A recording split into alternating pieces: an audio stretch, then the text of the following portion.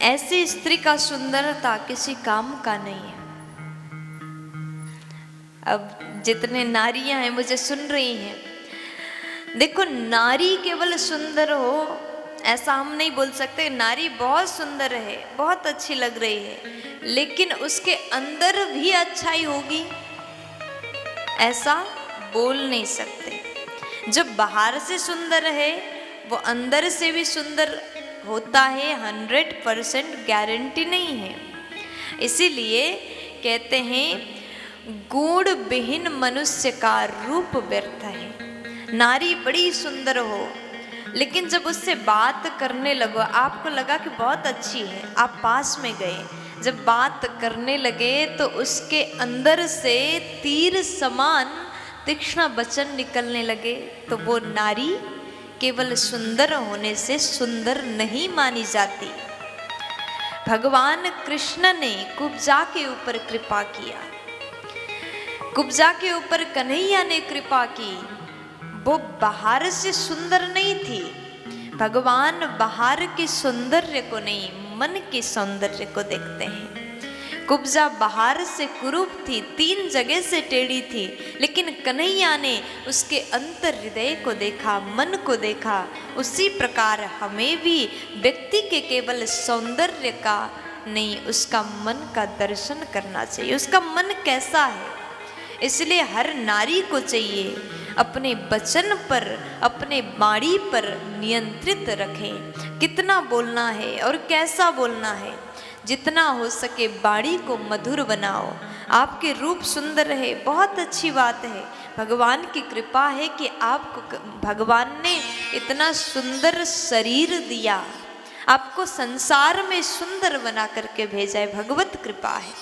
लेकिन साथ में वाणी तो भगवान ने दिया, लेकिन उसमें मिठास आपको भरना पड़ेगा। वाणी तो भगवान ने दिया, उसको मधुर बनाने का काम अब आपका है। इसलिए अपने वाणी को मधुर बनाओ, अपने व्यवहार को कुशल बनाओ, संगत को अच्छा बनाओ। गुण विहीन मनुष्य किसी काम का नहीं। मानव के, मनुष्य के पहचान उसके रूप से नहीं, उसके गुण से, उसके व्यवहार से होता है। इसलिए अपने गुण को अच्छा बनाइए। उसके बाद में जिसका सील ठीक नहीं उसका कुल नाश हो जाता है। जिसका सील, स्वभाव, आचरण, विचरण ये सब अगर अच्छा नहीं होगा तो उसका कुल भी नष्ट हो जाता है।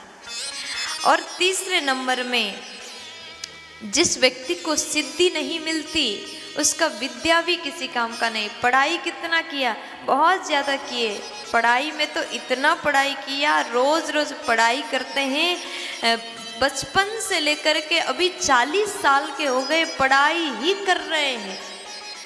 पूछा गया कि भैया इतना पढ़ाई किया तो आपको क्या सिद्धि मिली, क्या बन गए, सफलता कुछ हासिल हुआ? बोले नहीं नहीं कुछ नहीं, अभी तो बस पढ़ाई ही कर रहा हूँ।